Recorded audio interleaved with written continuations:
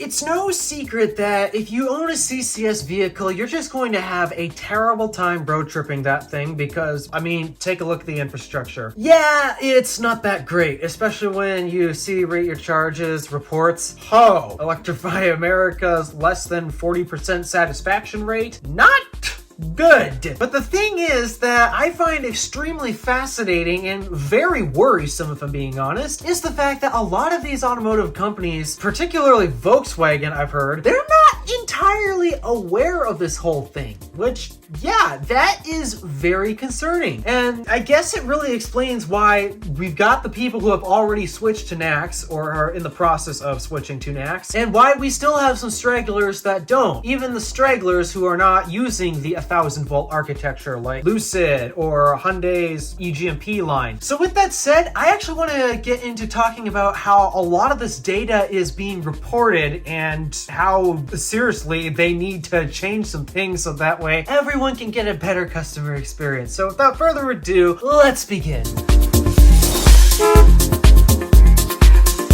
So the reason why I'm making this video is because I recently watched an Out of Spec podcast. It's separate from their Batteries Included podcast, but supposedly Kyle Connor was at a meeting with the CEO of Volkswagen North America. And I learned something that's kind of disturbing, and it's probably not just extending to Volkswagen, it probably extends to some other brands, but Volkswagen, especially when they gave off this answer during their interview, it was very concerning. Kyle, now being in favor of we all need to transition to the NACS standard as fast as possible, which I have to agree, it's clearly the best charging standard for here in North America, even if you ignore the network that NACS is attached to at the moment. So Kyle basically asks Volkswagen, when do you plan on transitioning to NACS? Not if you're going to, when you plan on doing it, because at this point, with how many people have already switched to it, I think it just makes sense everybody dives in because, I mean, it's clearly the better standard.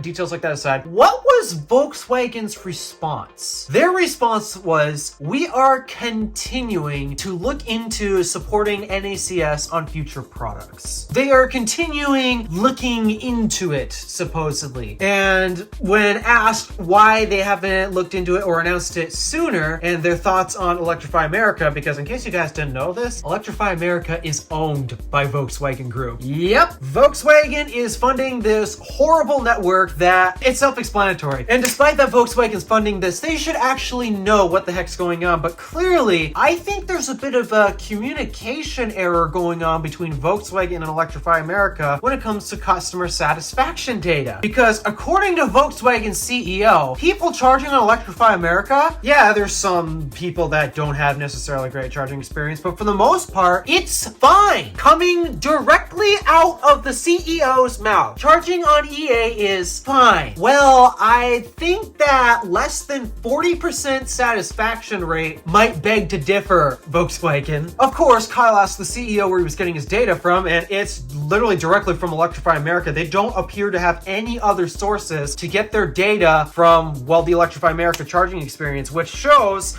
it's a bit consistent how everyone seems to be having problems and why these stations are constantly down. It seems like Electrify America themselves is actually quite literally completely unaware of this whole thing, judging by the sounds of their data. From what I'm guessing by how they're generating their reports to favor the charging experience is fine. Yeah, you get some issues every now and then, but it's fine, when actually the issues are way too common to the point where you really need to pull everyone in a meeting room and say, all right, we got to go back to the drawing board and figure out what the heck's going on here. If I had to guess, the way that Electrify America reports their uptime is basically, does the vehicle plug in and does it charge? And the only way they count failed sessions or such and such like that is if a vehicle plugs in and it doesn't start charging. It fails payment or something, or if it just faults out midway through. But any other data aside from that, as long as the vehicle is plugged plugged in and charging, EA does not care. To them, that is a successful charging session. Why am I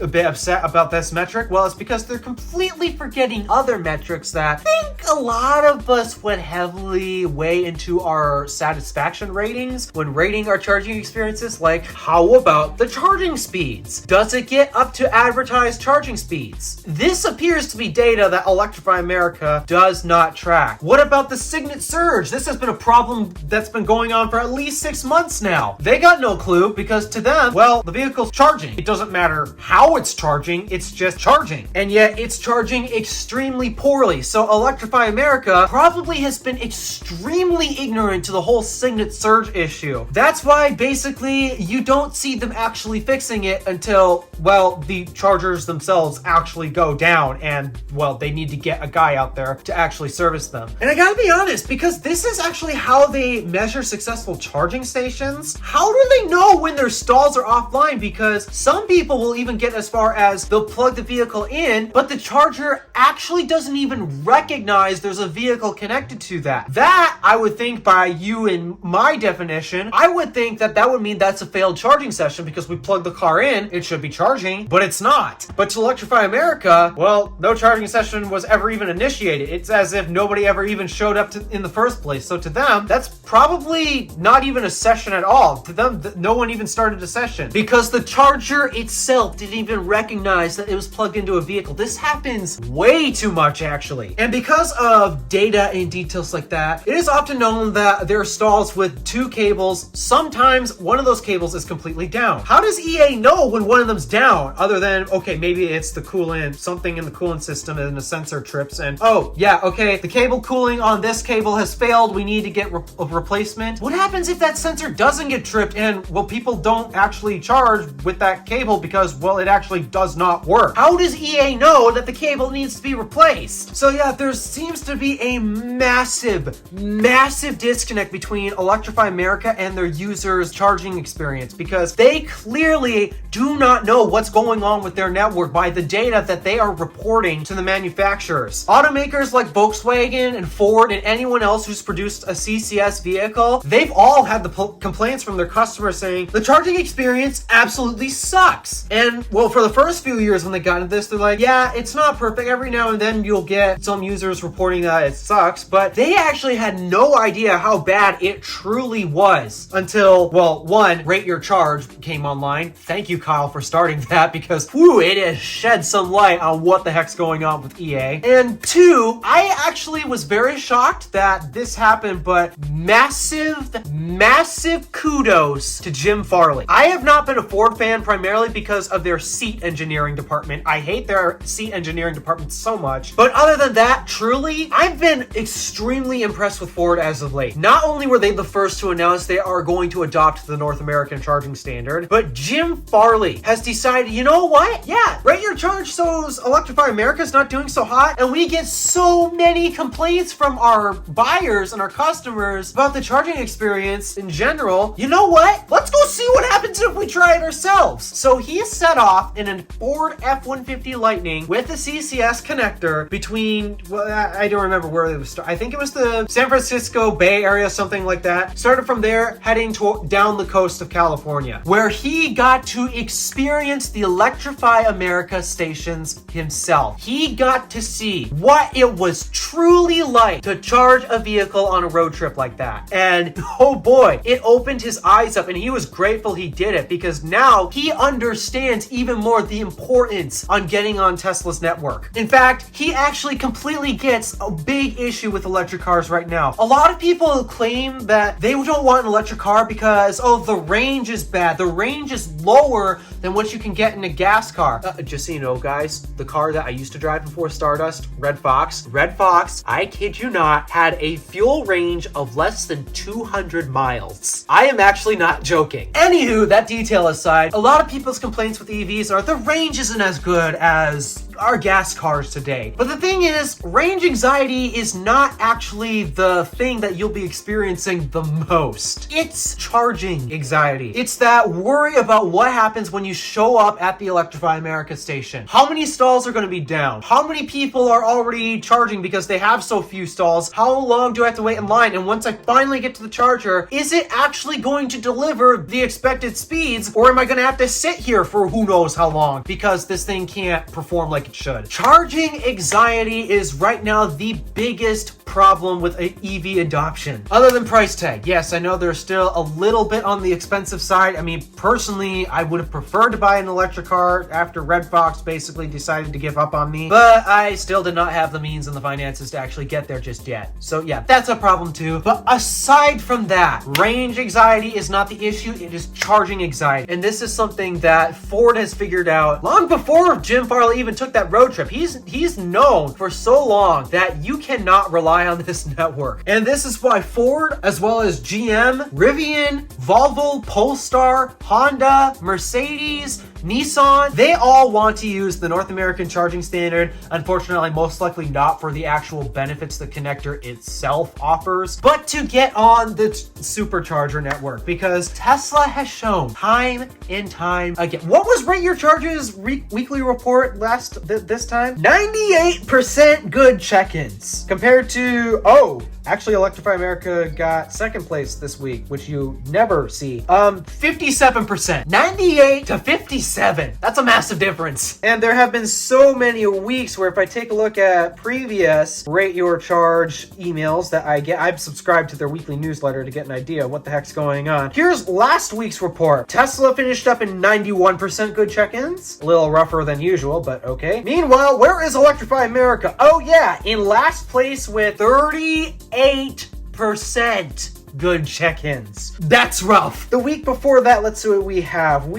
Oh wait, this is the monthly report, I believe. Yeah, this is monthly. Tesla had a good overall August monthly report of 94.3% good check-ins. That's actually really great. Compared to Electrify America being actually at the bottom here with an overall average of 42.5% satisfaction over the month of August. It's very obvious. So the data that some of these automakers like Volkswagen, and I'm pretty sure they are relying exclusively from Electrify America because, well, they own them, so they're going to trust them. And yeah, Volkswagen is clearly not sourcing from third-party review firms like Rate Your Charge or PlugShare, and it shows. They still have yet to make an announcement of switching to NACS. I'm pretty sure they're going to do it at some point because it's clearly the better connector, and once everyone switches to the Tesla Supercharger network, I think people are going to stop buying Volkswagen products altogether if they still exclusively rely on EA. Funny enough, Porsche, who is also owned by Volkswagen Group, Porsche is seriously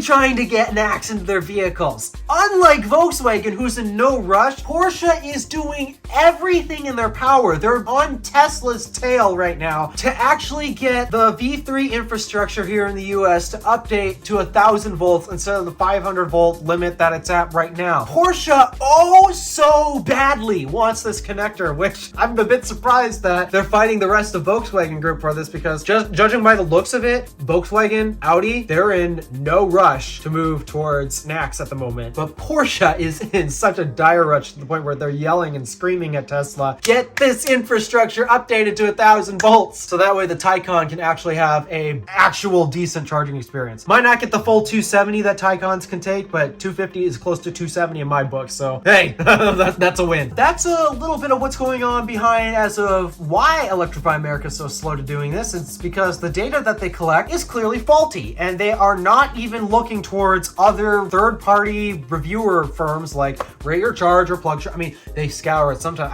I do believe Electrify America does follow Rate Your Charge, but I don't think they ever actually pay attention to the weekly reports because for so long they've been in last place. They've been in last place in terms of customer satisfaction for the entire month of August. EA, you really need to work on actually figuring out your data. because it's clearly not accurate and has been screwing drivers left and right. As well as everybody else, you need to not rely on EA's data because it is clearly faulty, it is inaccurate, and yeah, we cannot trust them. And that's why everybody's moving to this. It's because the actual network that you can rely on and depend on is exclusively using this port, except for 12 stations, I believe. There's a dozen stations, most of them in New York, 2 in California, that also have a CCS Magic Dock thing. Everyone wants to switch to this because this connector here is attached to the best network, and the best network is basically only using this connector for the most part, aside from those 12 stations. All right, so with that said, thank you for watching. Do me a favor and interact with the stuff below. My name is DeWolf, Random Alpha, signing out.